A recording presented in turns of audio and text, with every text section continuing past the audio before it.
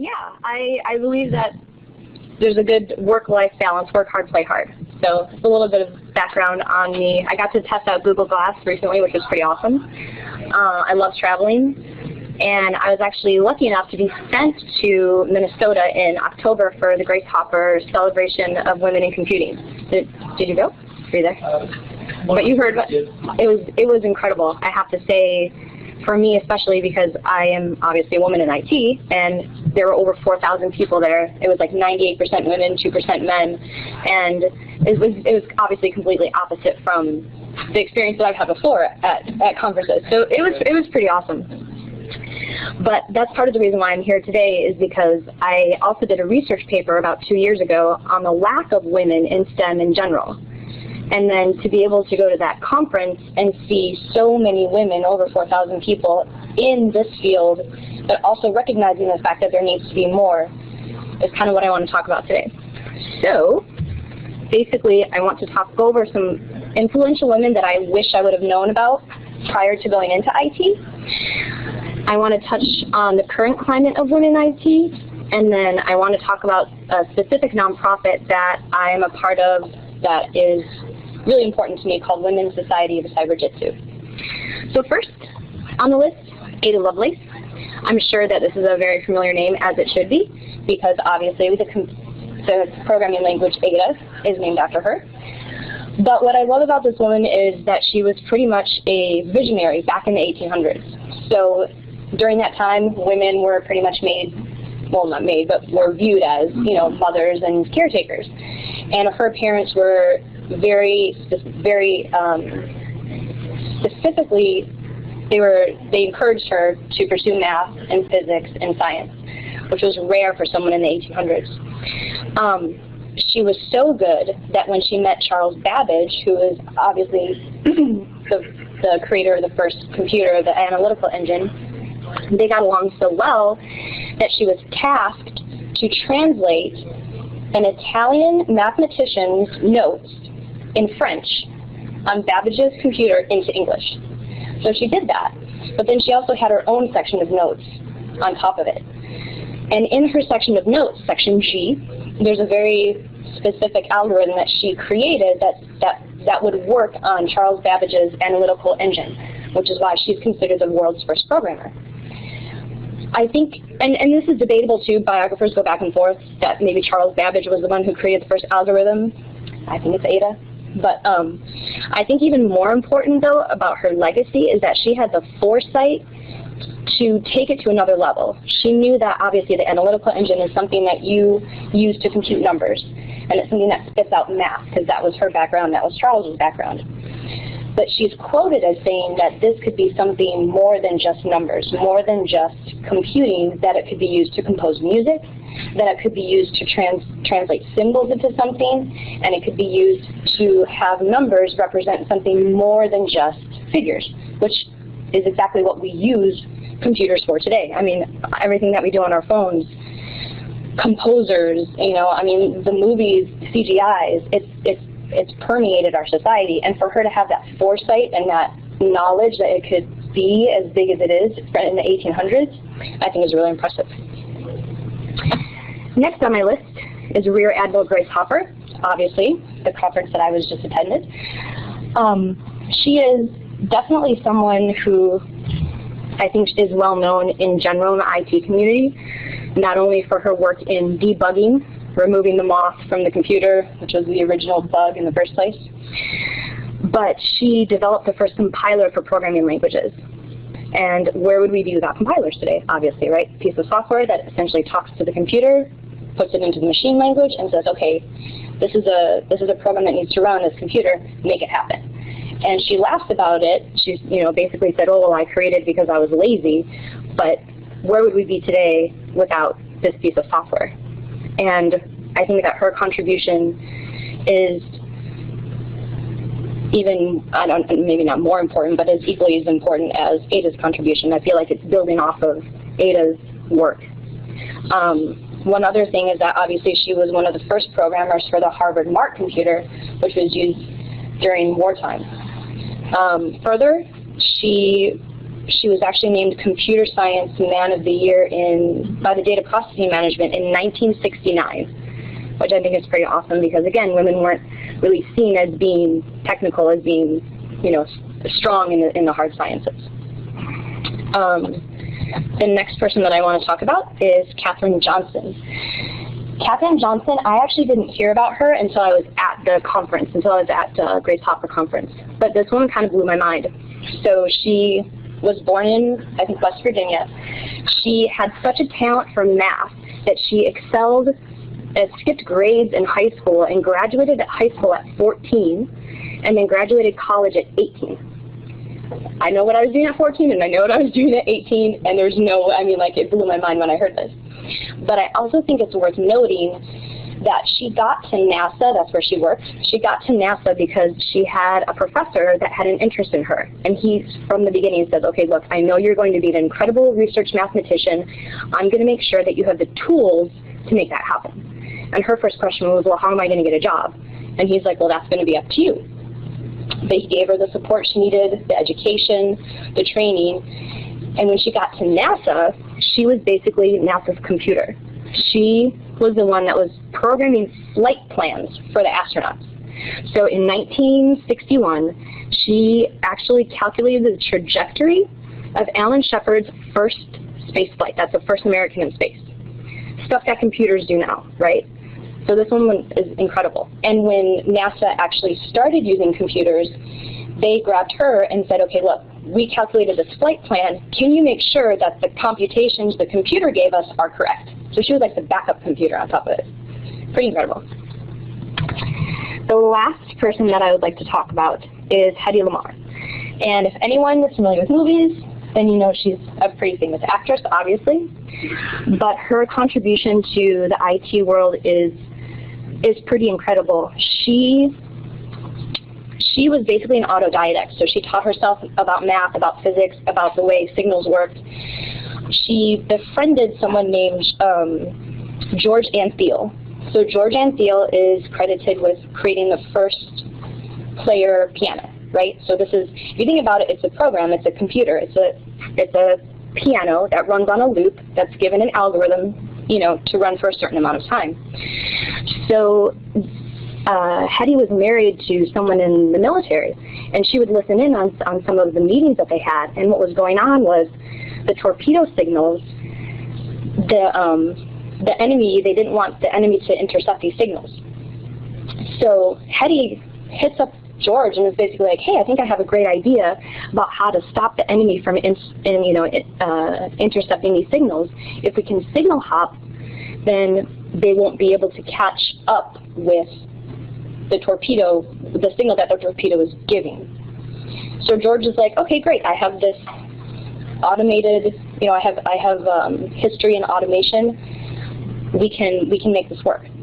So they created a patent that they wanted to propose to the military to say, okay, if you can make the signal change frequencies in a certain amount of time, then you're going to be fine. The enemy won't be able to intercept us and block the signal. And what they did was they actually used the rollers from his player piano. The patent got accepted, but when they proposed it to the military, they got rejected because it was basically seen as not a wartime device. They looked at it and said, okay, this is built from a player piano. Well, what are you talking about? You know, this is war. Well, it turns out that that patent actually laid the groundwork for what we know now as wireless devices. So from that patent, once that patent expired, companies jumped on top of it because they saw the potential, and that's where we get wireless from, that's where we get Bluetooth from, that's where we get CDMA from. So it's interesting to note that, you know, from basically 1800s until, 1930, these women are laying the foundation for the technologies that we're using today. So, moving on. Right now, the current climate for women in IT is not great. I'm going to start with some numbers about the total number of bachelor's degrees received in all fields. This is actually from the National Science Foundation. They come out with numbers every few years.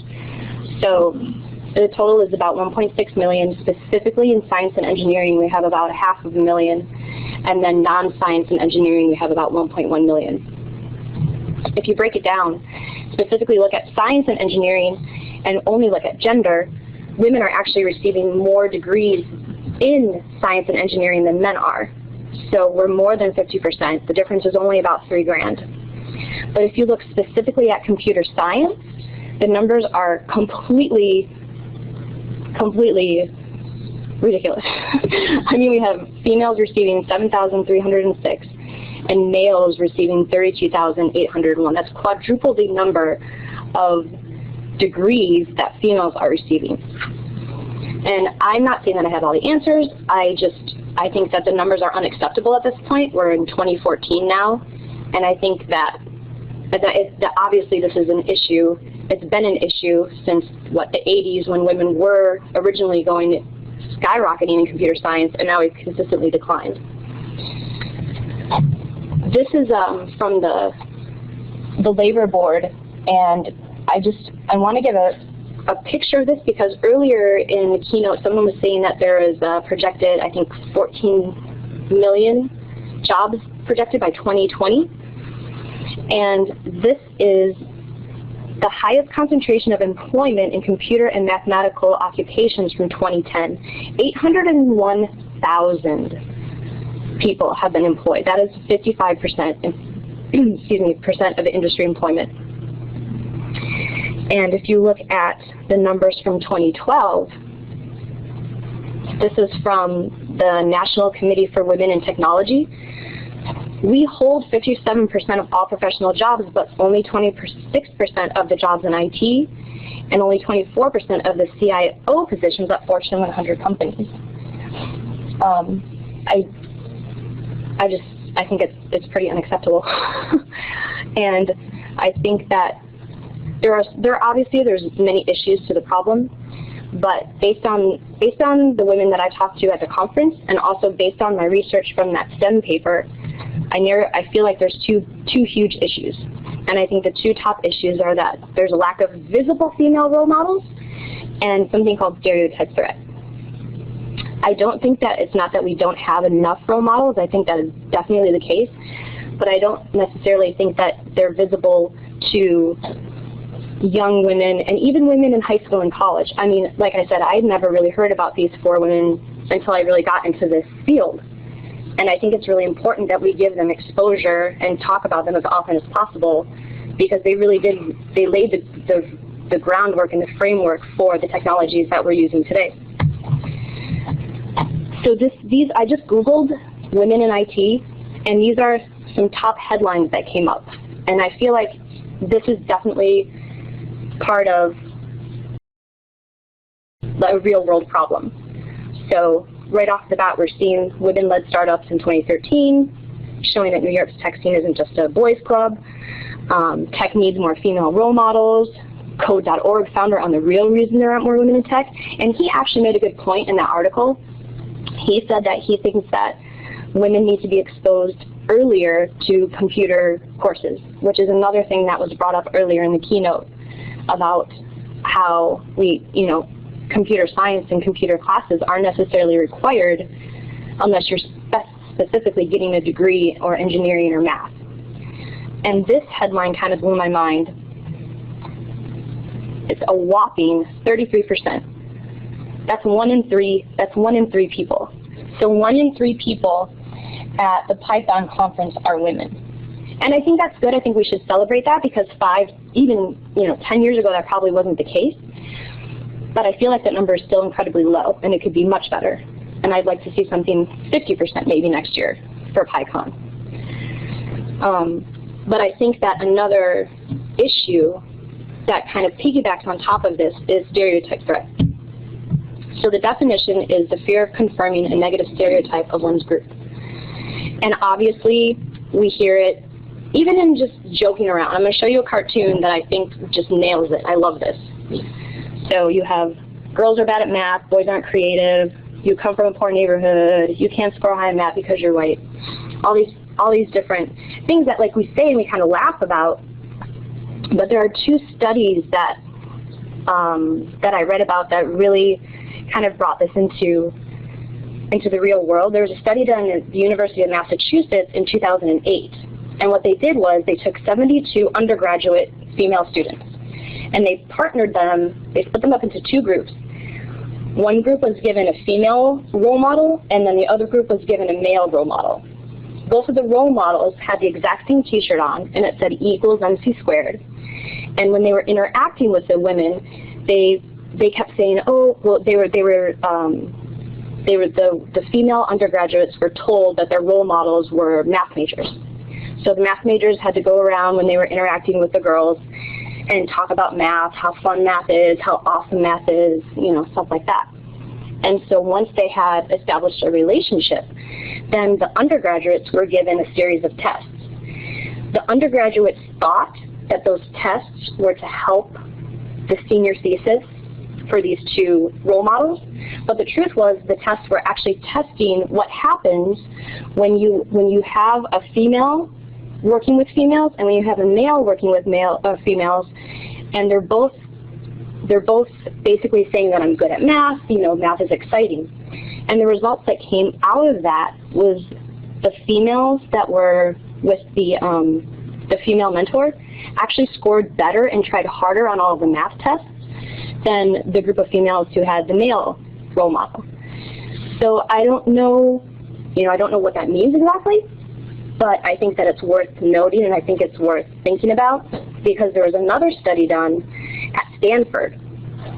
And the study at Stanford took Asian women, and it was kind of the same setup, but what they did instead is they broke them up into 3 groups. And the first group was asked to talk about their gender prior to taking math tests. The second group was asked to talk about their ethnicity prior to taking math tests. And then the third group was asked nothing and just given the math test. The women who scored highest were the ones who were asked about their ethnicity before, because that's a stereotype, right? Oh, Asians are really good at math. So I think it's interesting that they scored higher than the control group, if you will, who was never asked a question. The women who were asked about their gender prior to taking the math test scored lower than the women who were not asked anything. So again, I think it's something that we need to focus on, that we need to understand that that is a real thing, that that does happen. And it could be part of the reason why women drop off so quickly when you get to the bachelor's level for computer science and engineering. They disappear. So the last thing that I'd like to talk about is what can, I guess, we do in general about this, and how can we change the numbers? The first thing, this is, I think, kind of a funny cartoon. Again, it kind of nails it a little bit. You have the boy toys, which is, fun and computer controlled, and you can do all sorts of fun stuff with it. And then girls are given a doll. Oh, what does it do? It's a doll. And then subsequently, why are there so few girl engineers? Well, there's a company, I don't know if you guys have heard about it, but there's a company coming out called Goldie Blocks. And basically, Debbie Sterling, she's the creator and the founder of this company. She graduated from Stanford with an engineering degree, and she was like, okay, where are the women? This is an awesome field. I don't understand why I'm one of very few women. So after she graduated, she created a book and a construction set, and their engineering toys geared towards little girls. And she went to toy conferences, she went to the major toy distributors at Toys R Us, and she was like, hey, I have this great idea, it's going to be awesome, it's engineering tools and toys, but they're for girls.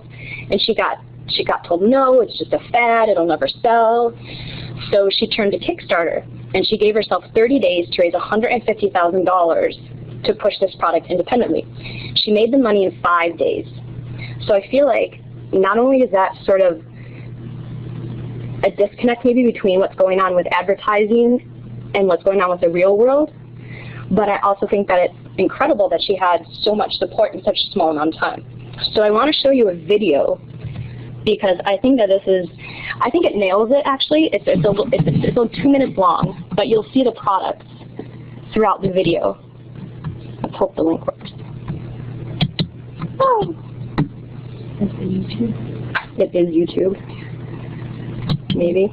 There it is.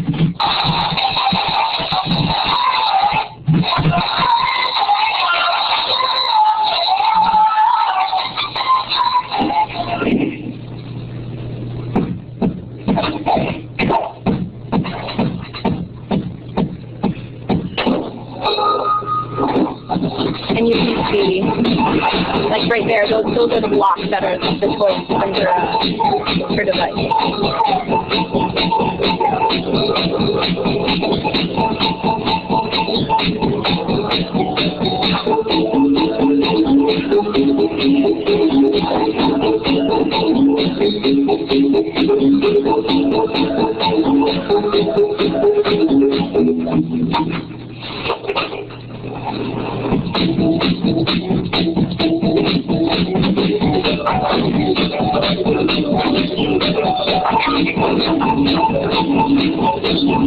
More of the toys.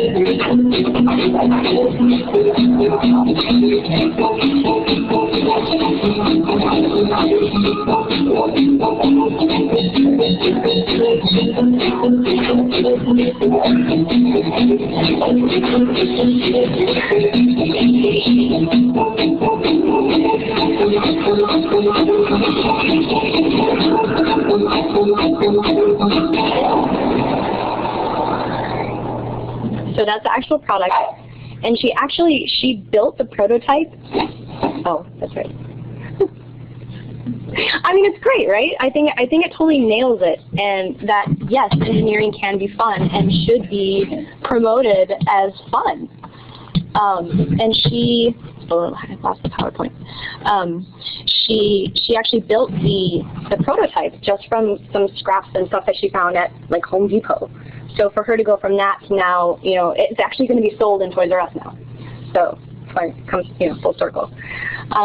But what I also wanted to highlight was a nonprofit that I think is another company that's doing a lot of really awesome things to promote women, not only in IT, but also in cybersecurity in general. And I found them actually when I was at Valley College. So before I transferred to Cal State, I was at Valley College in San Bernardino, only girl in the computer science and engineering club. And our professor's like, hey, there's this hacking conference called the Western Regional Cyber Defense Competition. Do you guys want to do it? And we're like, okay. I had no idea what that was. The guys were like, yeah. You know, they had Linux training and all this stuff that they just happened to fall into when they were younger. So we go, and it's held at Cal State Pomona, and it was the best weekend of my life. It was crazy and stressful and amazing, and we came in dead last. But it was totally worth it because they told us we had heart. So, you know, at least we didn't give up. There were some schools that were just like, forget it. They got up and walked out actually. But we persevered even though we came in dead last. But that experience, I was one of 2 girls on the team, and I think I was one of maybe 10 girls there that were even on teams. And there was, I want to say 20 schools there, I think. And I was like, okay, obviously I can't be the only one who's interested in this stuff, so where are my people? Where are my girls? So I did a bunch of searching, and I found Women's Society of Cyber Jitsu. So these are some of the services that they offer. And as far as mentoring goes, oh, and let me tell you, first of all, they're based in Virginia, but they do a lot of remote training, and they do a lot of on-site stuff that they videotape, and then what they'll do is they'll upload it to the website so that you can look at it later. And mentoring, what they're doing now is you can actually sign up to be a mentor on the website, and they're asking for at least 10+ years experience in the field. But then what they would like to do is pair mentors up with either students currently in IT or young women who are looking to get into IT. They're hands-on / remote workshops. that was the first thing that I attended when I heard about this company, because like I said, I was looking for other women who were interested in hacking and stuff like that. And they happened to have a remote workshop on Wireshark. And of course I'd been exposed to that when I was at the hacking competition. I'd never heard about it before. So that was one of the first things that I took from their website, was a tutorial in Wireshark. Certificate training, what they do is someone from WSC will volunteer to actually lead a training, either like, Security Plus, CISSP, Linux Plus, whatever the demand is as well. And that's, I think, another thing that's so great about this organization, is that they're so open and they're so receptive to what you want to do. How do you want to advance yourself in your career in the future? So, you can, 2 o'clock in the morning, you might get an email like, hey guys, who's interested in the new Security Plus course? I want to get mine in like 6 months. And then like 20 people reply, yeah, that'd be awesome, I'm in. So then someone decides to take initiative and go for it and host a training. There's 300 members currently, and that's also not just in DC and Virginia, but I know for sure that there are other women on the West Coast with me in California too that do the remote trainings and the remote workshops. They also offer Capture the Flag competitions, CTFs. In fact, they just had one on Saturday, only female team. And we actually did one over the summer. I was doing an internship in Boston, and we did something called Cyber Olympics. And what we did was we had 2 teams. So like for those of us that were working and couldn't maybe devote 100%, they put us in one team. And then the women who were like gung-ho and all they did that weekend was the competition, they put in another team. So out of 112 teams, we came in, I think, 19th and 27th. So, I mean, it's a valid experience. It's, and I still have all the files from it. I have all the documents and the codes that we couldn't crack and all that stuff. Another thing that they offer is panel discussions. So what they'll do is they'll bring in women from the different industries. The last one that they had, there were women from the education industry, from the government industry, from private industry, and they basically just talked about what it's like to be a woman in IT in these various industries, and the power of networking, and the power of, communicating and getting into these trainings and developing yourself and developing your career path along the way. And the last thing that they offer is CPEs. So basically it's to continue your certification. If, like, for example, they're rolling out something called the Girls Cyber Jitsu. So this new website that they're rolling out is geared specifically to middle school and high school girls. So if you wanted to take a weekend and fly out to Virginia and maybe mentor a couple girls, then you could receive continuing, education credit, essentially. Part of the reason as well that I'm focusing on this nonprofit is because they actually lost their physical space recently for training and for the remote conferences that they give. So, power of networking. If anyone happens to have a brother who knows a cousin, who has an aunt in Virginia or DC, please come talk to me after, because it's something that, like I said, it just happened recently and they really want to get more trainings going, so they're kind of in flux right now. And also, if there's anyone who is up for maybe a WebEx account for them or any kind of remote online software that they could use, because right now what they're doing is they're using the GoPro meeting or GoToMeeting, and it's free for 30 days, but then you'd have to pay, and so it's a nonprofit. What they're doing is just basically creating a new email address every 30 days. So if there's something a little bit more stable, then they would obviously be up for something like that. And I'm just going to show you some testimonials, because this is pretty much how I felt when I first found the group. It was like, oh, awesome, there's a bunch of other women out there that are interested in this stuff like I am. And I think that they're going to do some really awesome things, and I hope to have them expand into Boston, and why not the West Coast, right? So I'll get to read that.